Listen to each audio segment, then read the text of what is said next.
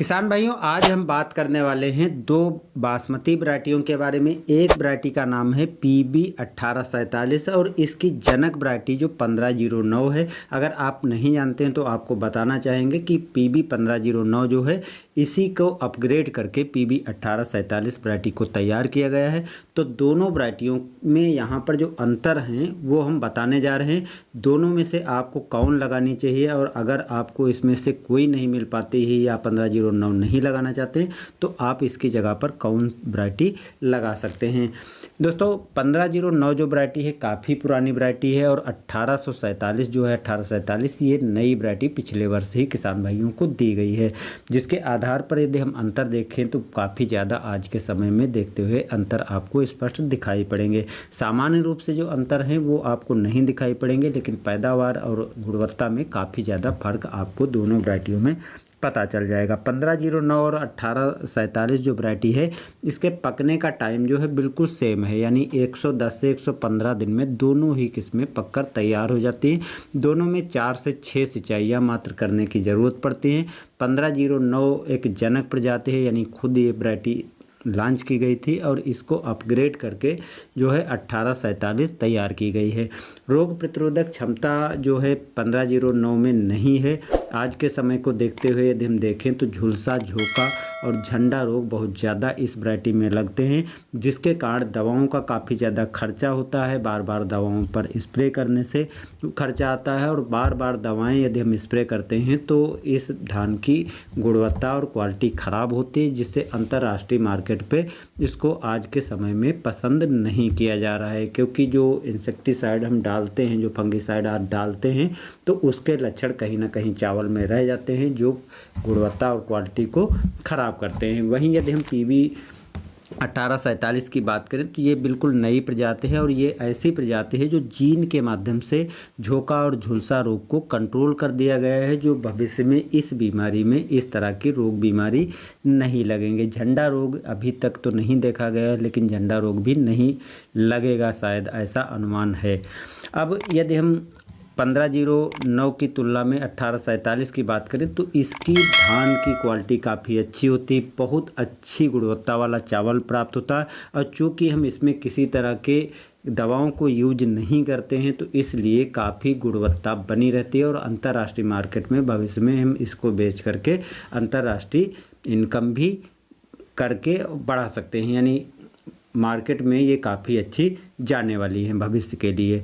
अब जो 1509 है इसको यदि हम उत्पादन क्षमता में तुलना करें तो 1509 जहां पहले अच्छा उत्पादन देती थी, लेकिन आज के समय में रोग बीमारियां ज़्यादा लगती हैं और काफ़ी ज़्यादा परेशानियां, और पुरानी प्रजाति हो गई तो रोग बीमारियां बढ़ने के साथ साथ उत्पादन भी इसका कम हो गया है। वर्तमान समय में 15 से 22 कुंतल के बीच में ही किसान भाई उत्पादन ले पाते हैं। एक दो किसान हो सकते हैं जो 22 कुंतल से अधिक उत्पादन एकड़ में मिलता हो, लेकिन सामान्य उत्पादन इतना ही किसान भाई ले पाते हैं, क्योंकि रोग बीमारियों के चलते और पुरानी प्रजाति होने के कारण भी उत्पादन डाउन हुआ है। वहीं यदि हम 1509 की जगह पर PB 1847 के उत्पादन की बात करें तो इस वैरायटी से आपको 25 से 30 कुंतल तक सामान्य रूप से पैदावार मिल जाएगी।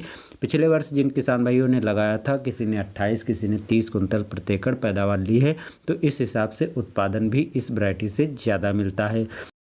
पौधे की हाइट की बात करें तो दोनों के पौधे की हाइट 110 से 115 सेंटीमीटर तक होती है, यानी सामान्य ऊंचाई का पौधा होता है। बहुत ज़्यादा ऊंचाई का पौधा नहीं होता है, और पौधा मजबूत होता है। तना दोनों वैरायटियों का काफ़ी ज़्यादा मजबूत होता है, जिसके कारण ना तो 1509 गिरती है और ना तो PB 1847 गिरती है, यानी गिरने से आपको नुकसान दोनों वैरायटियों में नहीं होता है।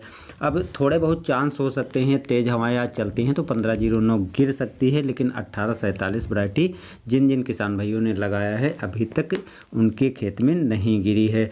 अब यदि हम इन वैरायटियों को लगाना चाहते हैं तो आप हरियाणा, पश्चिमी उत्तर प्रदेश, दिल्ली, पंजाब, उत्तरांचल, जम्मू कश्मीर के क्षेत्र में आप इनको लगा सकते हैं, और बाकी अदर क्षेत्र में यदि आप लगाना चाहते हैं तो आप खाने के लिए लगा सकते हैं। बाकी यदि बिक्री और अच्छी क्वालिटी का धान तैयार करना है तो इन क्षेत्रों के लिए इनको जो है लगाने के लिए प्रस्तावित किया गया है।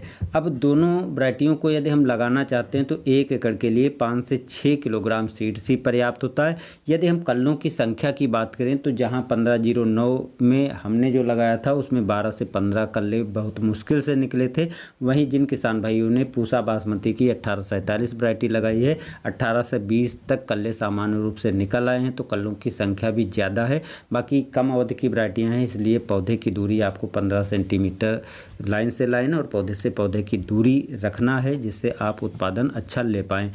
हम यदि लगाने की बात करें तो 1509 दोस्तों काफ़ी पुरानी हो चुकी है और इसी को ध्यान में रखते हुए पूसा संस्थान नई दिल्ली द्वारा ये नई किस्मों को निकाला जा रहा है, जिससे किसान अच्छा उत्पादन भी ले पाएँ और इन वैरायटियों को लगा करके उत्पादन के साथ साथ अच्छी रेट भी ले पाएँ। और मार्केट में जब विदेशी मार्केट में बिकेंगी तो आपकी इनकम के साथ साथ देश का भी इनकम बढ़ेगा।